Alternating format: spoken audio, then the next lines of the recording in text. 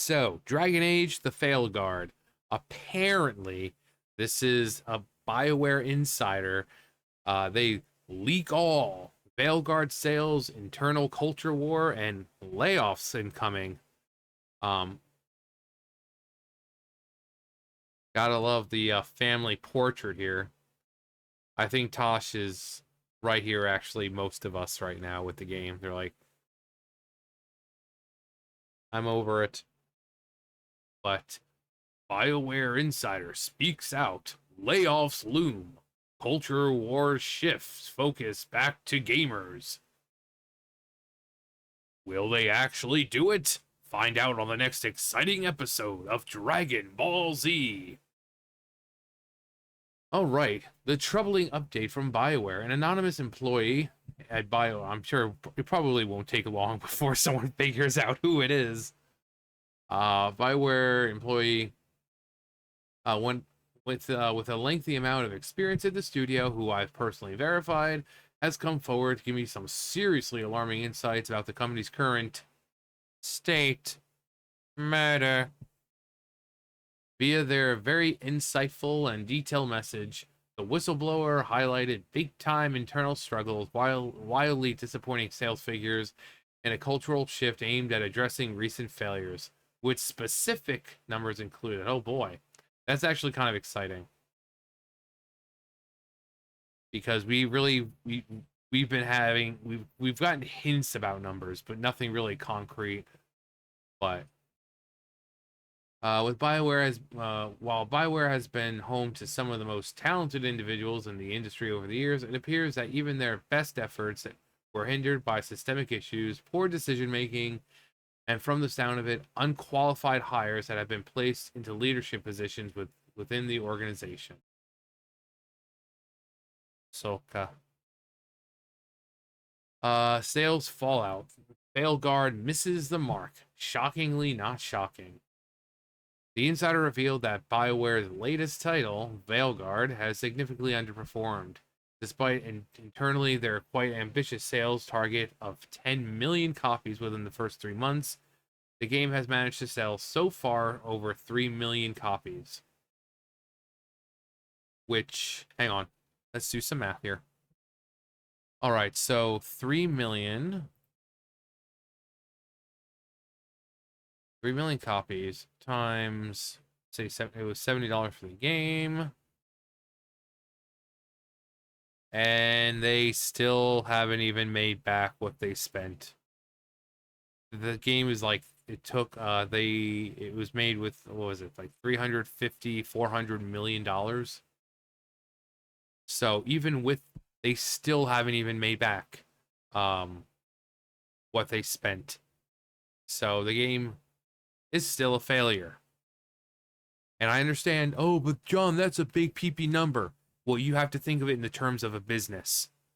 If you're taking 350 million to 400 million to create a game, and you've only made back 210 million, would you call that a success? Did you make any profit? There you go. It's not, in terms of normal people, it's like, oh my God, that's a huge number. But business-wise, you want to make more than what you took to make it. So if they spent 400 million to make the game, they want over 400 million. So this, 3 million copies, and they still didn't even make back what they spent. And so far over 3 million copies. To protect anonymity, I'll not be specific about, or not be giving the specific number for obvious reasons. While the number is way higher than I think anyone in the know has stated previously, it's still a massive shortfall from expectation.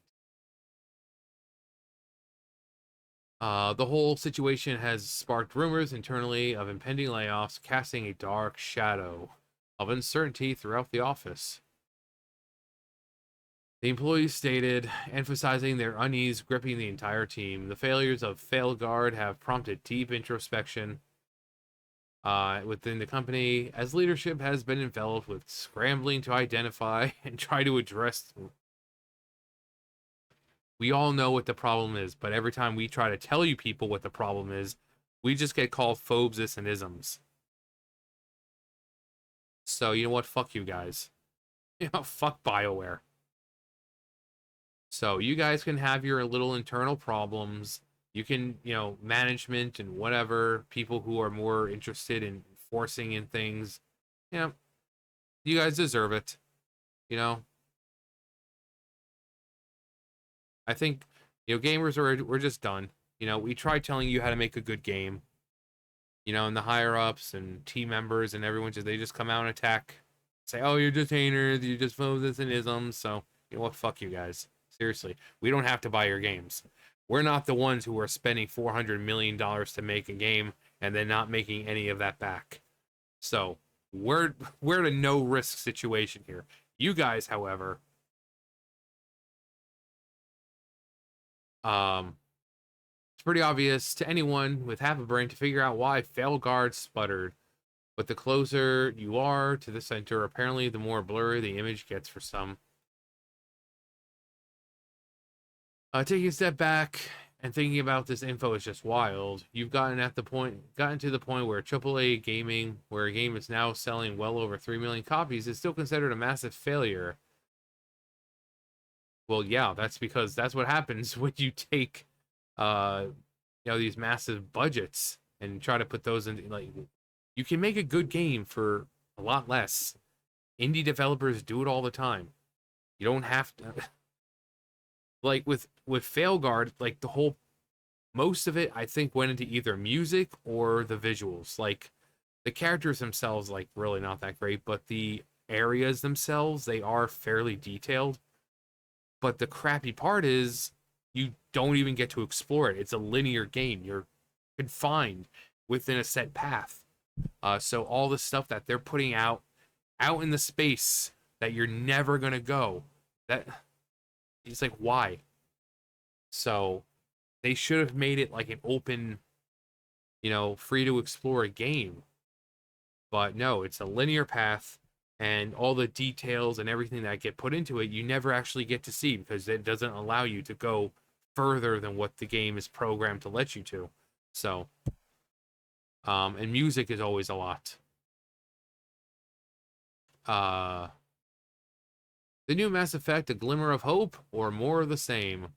And that's a lot of things. That's another thing people have been worried about with the new Mass Effect game. Like so many comments whenever when I make a video about Dragon Age, everyone's like, "I'm so worried about the new Mass Effect game." Mass Effect's been a beloved game for so long, and with BioWare and just being how they are now, and people are like, "I'm worried about the next Mass Effect game." It's like I don't want to see it filled with the crap that I don't care about. I just want it to be Mass Effect. But one of the most intriguing pieces of insight given to me was about the next installment of the Mass Effect series. According to the whistleblower, the project is undergoing extreme changes in response to lessons that they learned from the Veilguard shortcomings. Internal documents are reportedly using buzzwords like gamer focused to describe the new direction. Well, we'll see when it comes out, won't we? Well, as long as they don't come out and say stupid crap like gayest one ever. This is the gayest Mass Effect ever. Like they do for a lot of other things, like the new Assassin's Creed, not Shadows, but Hex. Apparently they're referring to it as the gayest Assassin's Creed game. Because when you think of Assassin's Creed, you think of, the gayest ever, right? But we'll see when they start, showing the stuff off. While this all sounds promising on the surface to the ever hopeful BioWare fan, the insiders expressed sincere sincere skepticism on whether these changes will actually truly address the concerns of players, or if simply just buzzwords that keep pushing the same mentality behind the scenes. Where are we? The transition happening right now inside BioWare is moving toward a more player-centric approach.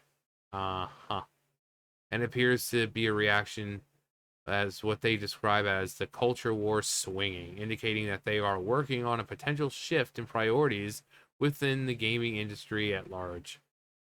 Yeah, we'll believe it when we see it. Them coming out there and saying, "Oh, huge things are coming, huge changes." Yeah, yeah. Don't just talk about it. Show us, because for too long we've been telling you how to make a good game. We've been telling you 95% of the player base don't care about DEI. We don't care about modern politics in games. Just give us a good game with a good story and well-written characters that we can relate to. It doesn't have to be physically relate to. Just who are they? What are they about? What are they fighting for? We want to see them succeed. That's all you have to do. Keep the modern politics bullcrap out of it. You do that, and you have a good game. Well, should be. But Silence Voices, the challenge of speaking out at BioWare. The message sent to me also sheds light on overall concerning atmosphere concerning within coming from the studio. A private chat group, not using company equipment involving, I'm redacting specifics for more than 10. Employees follow my content specifically among a few other prominent YouTubers, and they discuss the content critiquing BioWare's current state and how to try and improve the working conditions from within. All these brave employees are all share the same desire to return the company direction to a player-first philosophy. They unfortunately feel stifled by the current corporate culture. Imagine that.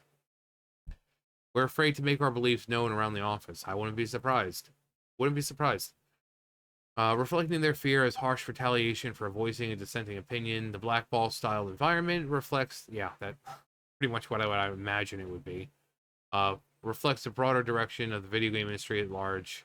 It's now hindered the open dialogue through the entire BioWare organization as well, completely destroying any kind of innovative problem solving, leaving many high quality employees extremely frustrated. Yeah, yeah. Like, these are the people who are like, hey, maybe we shouldn't add so much, modern bullcrap. No, you're fired. Or, nope, you're being taken off the team. Go.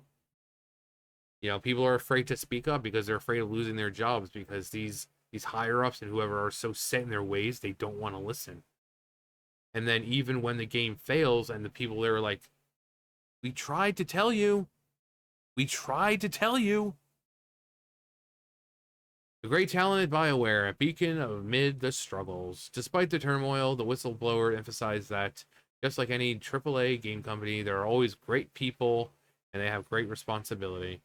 At BioWare who genuinely care. Yeah, I mean, that's the problem. There are great people who just want to make a good game, but they're sometimes forced to, you know, but their efforts are often overshadowed by individuals in positions of power enforcing policies that prioritize agenda over gamers' interests.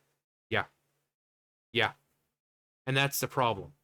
These are the people who are like, I really don't think the players want this. And then they have their jobs threatened because, the higher ups like, no, we're gonna add in this. We're gonna add this in, whether you like it, so you can either do it and continue having a job here, or you cannot do it and you can be replaced. And then when the game fails, these people are gonna be like, he tried to tell you. I mean, I told you I didn't want to do it for a reason. And you're the one who forced me to do it. So if anyone should lose their job, should be you. And then whenever companies do end up laying off people, and I always say it, it's like for the people who just wanted to do their job, who just went in and wanted to do their job to the best of their ability and make a game that was fun, I always hope that those people land on their feet and that they have a better opportunity presented to them. But the people who go in and intentionally insert crap into these games, knowing that the game's going to most likely fail because of it, they are the ones who deserve to get fired. Not the people who are just, like the level design. Not those people who just go in and try to do their job. You know?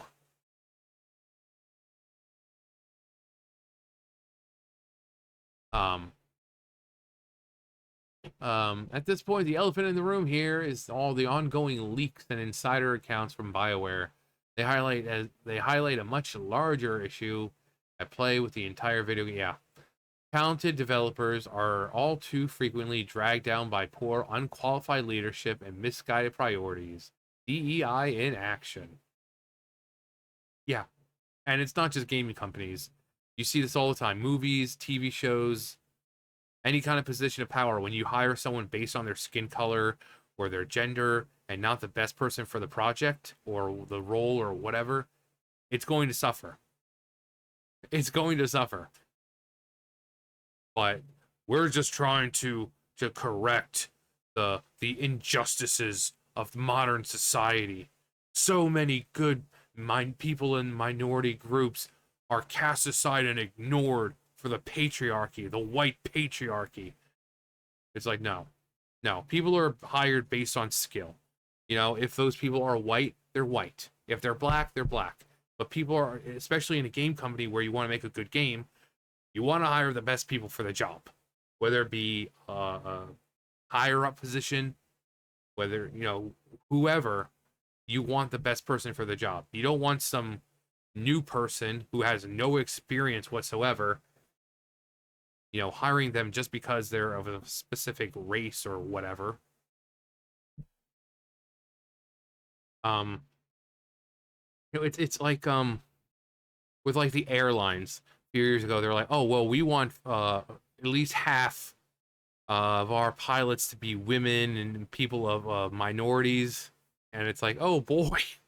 So you're going to be turning down perfectly good more than overly qualified candidates because you're trying to fill a quota.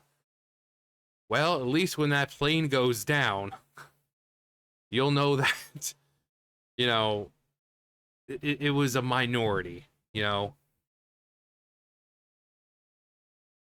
One of the least one of the things you'd least want is someone who's not qualified, especially on a plane. It's like, okay, yeah, we're just gonna ignore these people who years and years under their belt. We're gonna hire someone just out of school and you know flight school or whatever, and doesn't have any real experience, but yeah, we're gonna make them pilot captain, simply because we're trying to fill a quota.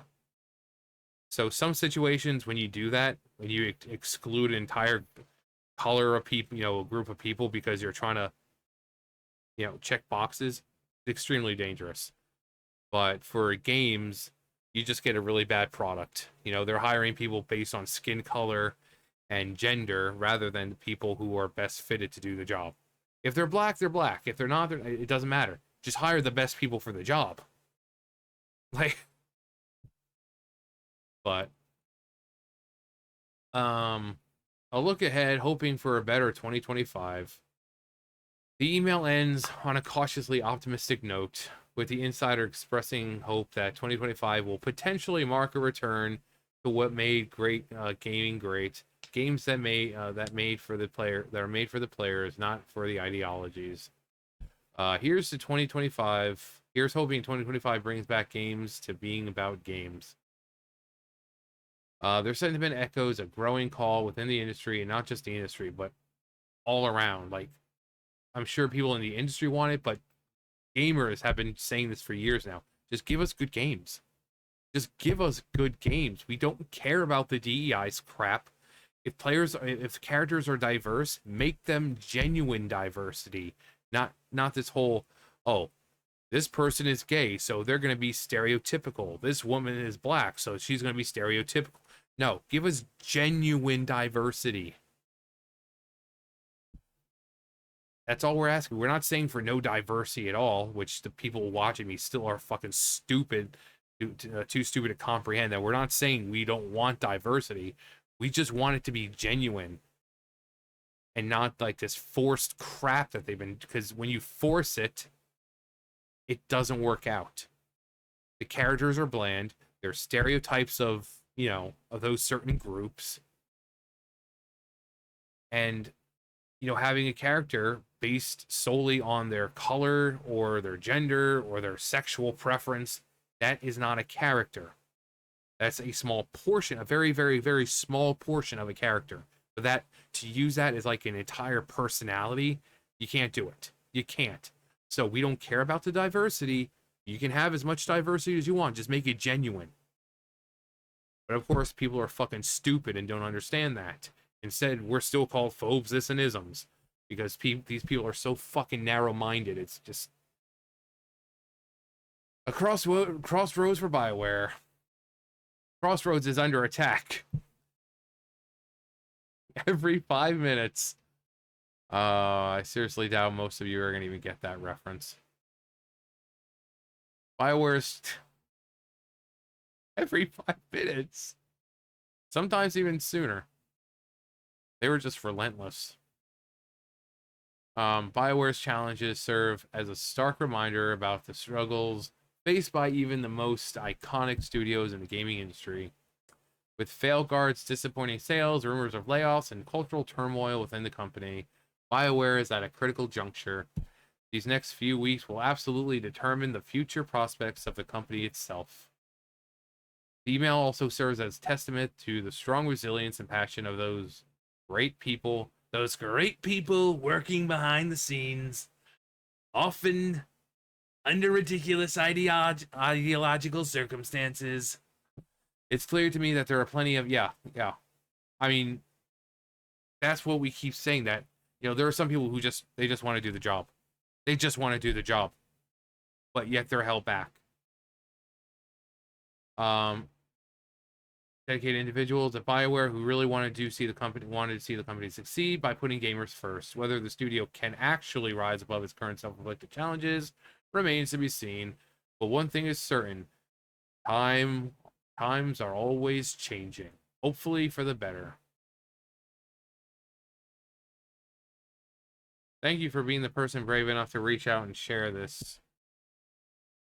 Yeah, I'm guessing they're talking about the people at the company. I mean, it needs to be talked about. It needs to be talked about because nothing can change if it's not talked about. And that goes for any company, whether, whatever company you work for. If there's practices that are being done that are unsavory, higher ups who are, shouldn't really be in that position of power, needs to be brought up. Nothing can change if no one talks about it. So I'm glad these people are coming forward, and if they are some of the unfortunate people who just wanted to do their job and they get laid off, I hope they end up, I always say that, they'll get laid off, and then some company will be like, you know what? Come on over, baby. Then, they'll just be taken in with another company, and they'll be right as rain again.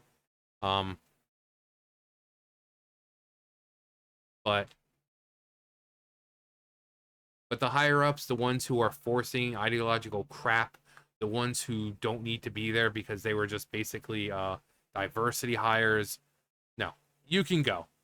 It's time we stopped pushing modern crap into games, and again, just start making games.